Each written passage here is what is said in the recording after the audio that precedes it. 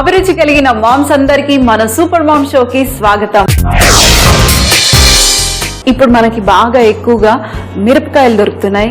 ఈ మామూలు మిరపకాయలు ఈ మధ్య కారం అస్సలు లేవండి. నాకు ఈ పెద్ద పెద్ద మిరపకాయలు దొరికాయి మార్కెట్లో. ఈ మిరపకాయలు తీసుకొచ్చేసి పిల్లలకి యూజువల్ గా మనం మిర్చీలు కానివ్వండి ఏదన్నా ఇలాంటివి పెడితే తినరు కదా, సో వాళ్ళకి ఎలా పెట్టాలి అని అంటే మనం స్టఫ్డ్, అలాగే ఇందులో నేను ఈరోజు వెజిటబుల్స్ ని స్టఫ్ చేసేసి మనం మామూలు బజ్జీ, మీరు కట్ మిర్చి లాగా అనుకోండి, లేదంటే ఎందుకంటే చాలా పెద్ద పెద్దగా ఉన్నాయి కదా, వీటిని చిన్న చిన్న సైజెస్ గా కట్ చేసుకుని వీటి మధ్యలో ఉడకబెట్టుకున్న వెజిటబుల్స్ ని స్టఫ్ చేసి మనం మామూలుగా మిర్చి బజ్జీ ఎలా వేసుకుంటామో అలా వేసుకుంటాము. అలాగే మీరు ఇంకా ఎక్కువగా డబుల్ ఫ్రై చేసుకున్నారనుకోండి, అది కట్ మిర్చి అయిపోతుంది. సో సింపుల్ గా చెప్పాలంటే స్టఫ్డ్ వెజిటబుల్ బజ్జీ చేయబోతున్నాం.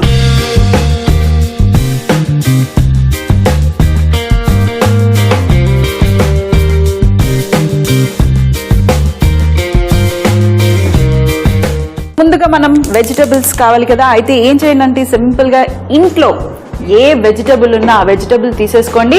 ప్రెషర్ కుక్కర్లో చిన్న ముక్కలుగా కట్ చేసేసి వేసేసేయండి. ఒక్క విజిల్ పెట్టేయండి, ఉడికిపోయి రెడీగా బయటికి వచ్చేస్తాయి. అది ఫాస్ట్ అండ్ ఈజీ ప్రాసెస్. నేను ఇంట్లో అప్పుడప్పుడు చేస్తూ ఉంటాను. ఇప్పుడు నేను బయట ఉడకబెట్టుకుంటున్నాను. ఎందుకు ఉడకబెట్టున్నాను బయట అంటే, ఇలా చాలా సన్నగా కట్ చేసుకున్నా కాబట్టి బయట ఉడికిచ్చేసుకుంటున్నాను, ఫాస్ట్ గా ఉడికిపోతాయి. ఇందులో ఫస్ట్ గా క్యారెట్స్ వేసుకుందాం. కొద్దిగానే వాటర్ వేసుకున్నాను, ఎందుకంటే ఈ వాటర్ లో కూడా ఈ వెజిటబుల్స్ అన్ని వేస్తున్నందుకు ఇది మనకు స్టాక్ అయిపోతుంది. ఎందుకంటే మన కూరగాయలో ఉన్న విటమిన్స్ అన్ని వాటర్ లో వెళ్ళిపోతాయి. ఈ వాటర్ పడేయకండి.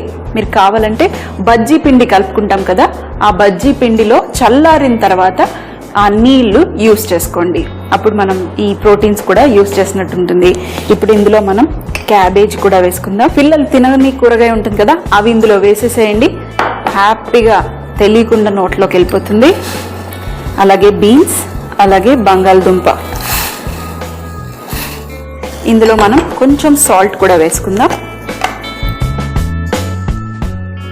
ఇది ఒక 3 to 4 minutes ఉడికిచ్చేస్తే సరిపోతుంది.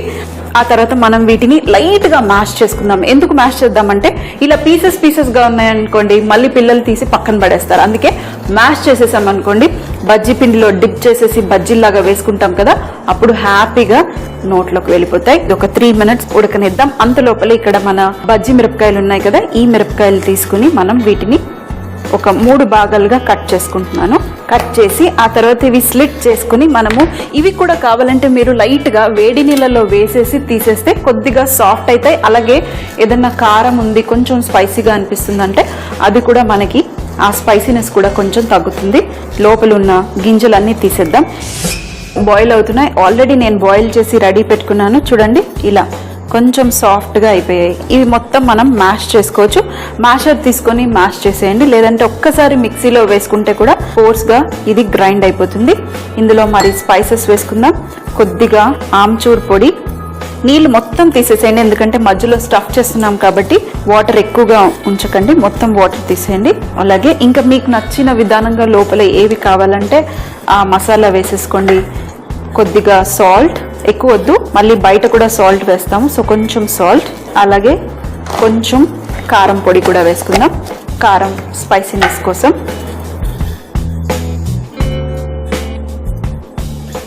చైనీస్ స్టైల్లో కావాలి అని అంటే ఇందులో టమాటో సాస్ ఇవన్నీ వేసేసుకుంటే మనకి ఆ చైనీస్ స్టైల్లో అయిపోతుంది. సో మొత్తం మంచిగా మ్యాష్ చేసేస్తున్నాను.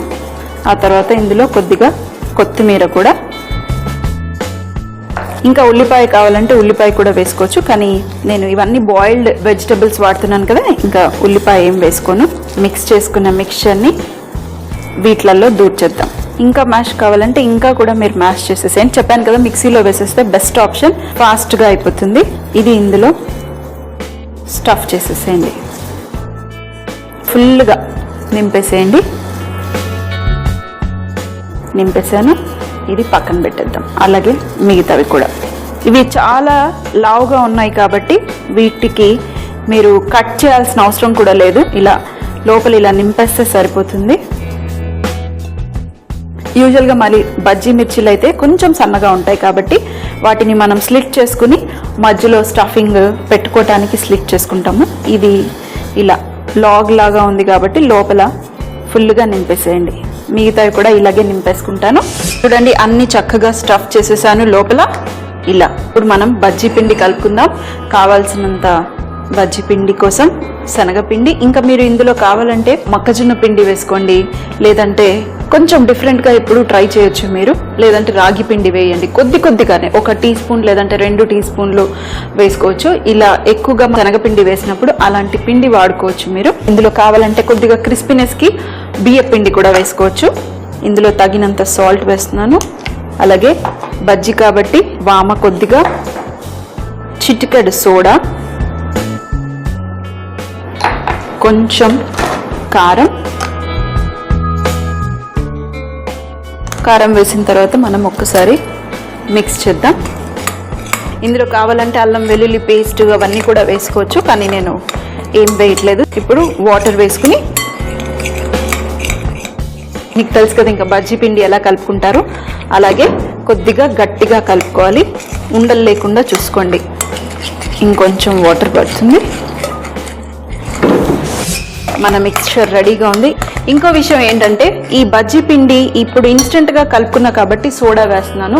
ఒకవేళ మీరు సోడా వేసుకోవద్దు అనుకుంటే మీరు ఈ బజ్జీ పిండి ఏదైతే ఉందో ఒక అరగంట ముందు నానబెట్టేసేయండి. అంటే మామూలుగా శనగపిండి, కొద్దిగా వాటర్, ఇప్పుడు ఏం వేసాం, వామ, సాల్ట్, కారం వేసాం కదా, అలా వేసేసి మీరు ఒక 30 మినిట్స్ నానబెట్టేశారనుకోండి, అప్పుడు మనకి సోడా వేసుకోకపోయినా మంచిగా ఉబ్బుగా బాగా వస్తాయి. ఇప్పుడు ఈ పిండి మిక్చర్ రెడీగా ఉంది. ఇలా మనకి స్పూన్కి కోట్ అయ్యేటట్టు ఉండాలి, ఎందుకంటే ఇది బజ్జీకి కోట్ చేయాలి కాబట్టి ఇలా స్పూన్కి కోట్ అవ్వాలి. ఇక్కడ నేను ఆయిల్ కూడా పెట్టేసుకున్నాను, వేడవుతుంది. కలర్ వచ్చేంత వరకు ఇంకా మనం ఇవి ఫ్రై చేసుకోవాలి. సో ఫస్ట్ ఇది ఒకటి వేసి చూద్దాం. ఆయిల్ వేడిగా ఉంటే మిగతావి కూడా అన్నీ వేసిద్దాం. మంచి కోట్ చేసేసి ఒక్కటి వేసి చూడండి. ఇంకొంచెం ఆయిల్ వేడెక్కాలి. వేయగానే కాస్త పైకి వచ్చేస్తే అప్పుడు మన ఆయిల్ వేడెక్కినట్టు, కొద్దిగా ఇంకా కొంచెం వేడెక్కాలి. వేసేసుకుందాం. సింపుల్, ఈజీగా చూడండి, చేతికి కూడా అంటకుండా హ్యాపీగా స్పూన్తోనే వేసేసుకోవచ్చు. కొంచెం కోట్ అవనియండి ఫస్ట్. ఇప్పుడు నూనె చక్కగా కాలిపోయింది. మరీ ఎక్కువగా కాలిపోయినా కూడా మనకి పిండి మాడిపోతుంది, లోపల ఉడకదు. మనకి బజ్జీ కూడా కొంచెం సాఫ్ట్ అవ్వాలి కదా మరి. ఇప్పుడు మిగతావి కూడా వేసేస్తున్నాను. రెగ్యులర్గా చేసే ఆలూ బజ్జీయే కాకుండా, అంటే ఆలూలు లోపల స్టఫ్ చేసి ఎప్పుడు అలాగే ట్రై చేస్తాం కదా, కొంచెం డిఫరెంట్గా ఇలా వెజిటబుల్స్ వేసుకొని కూడా ట్రై చేయొచ్చు, పన్నీర్ వేసుకొని ట్రై చేయొచ్చు, చీజ్ వేసుకొని ట్రై చేయొచ్చు. ఎన్ని ఐడియాస్ ఉన్నాయి చూడండి. మన రెగ్యులర్గా చేసే బజ్జీలనే రకరకాలుగా మనం స్టఫ్ చేసి చేసుకోవచ్చు. మిమ్మల్ని ఎంకరేజ్ చేయడానికి ఈ డిష్ చూస్తే చాలా సింపుల్, కానీ మనం చేసి ఉండకపోవచ్చు. సో మిగతావి కూడా నేను వేసేసుకుంటాను. ఆ తర్వాత మంచి రంగు వచ్చేంత వరకు కాల్చుకుందాం. మరీ గోల్డెన్ కాదు, ఒకవేళ కట్ మిర్చి అయితే బాగా గోల్డెన్ కలర్ వచ్చేంత వరకు డబుల్ ఫ్రై చేసుకోవాలి. ఇది మామూలు స్టఫ్డ్ బజ్జీ కాబట్టి నేను ఎక్కువగా ఫ్రై చేసుకోను, కలర్ వచ్చేంత వరకు సరిపోతుంది.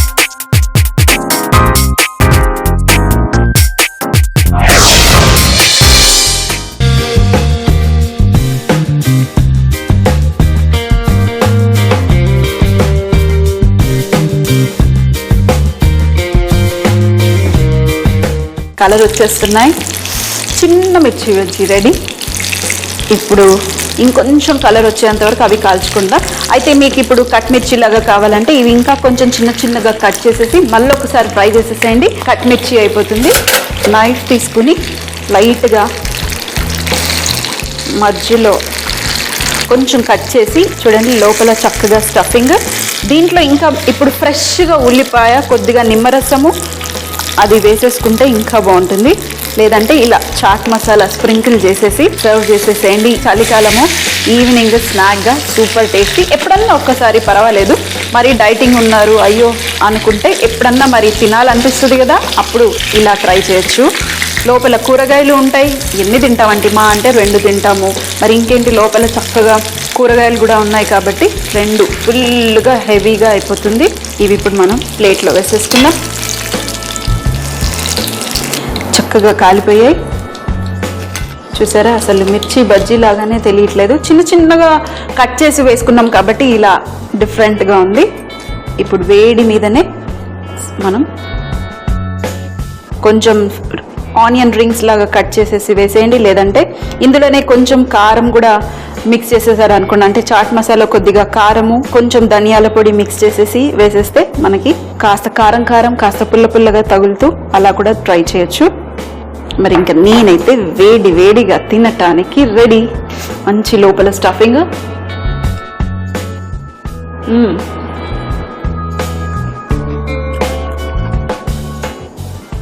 మన గింజలు తీసా కూడా అక్కడక్కడ గింజలు ఉన్నాయి, ఘాటుగా ఉన్నాయి. స్టఫింగ్ కూడా చాలా సింపుల్గా మైల్డ్గా ఉంది, ఎక్కువగా స్పైసీగా లేదు. పిల్లలు చాలా ఇష్టంగా తినొచ్చు. చూడండి లోపల స్టఫింగ్, కలర్స్.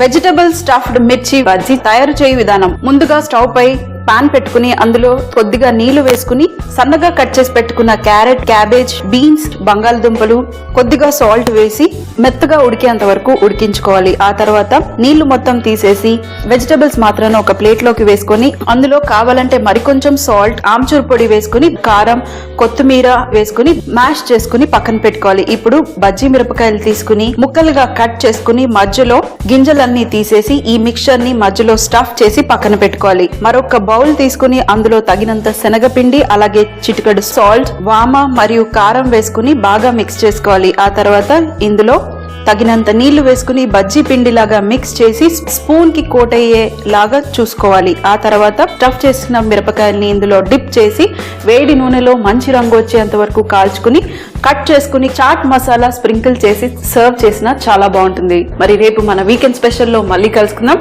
అంతవరకు బాయ్.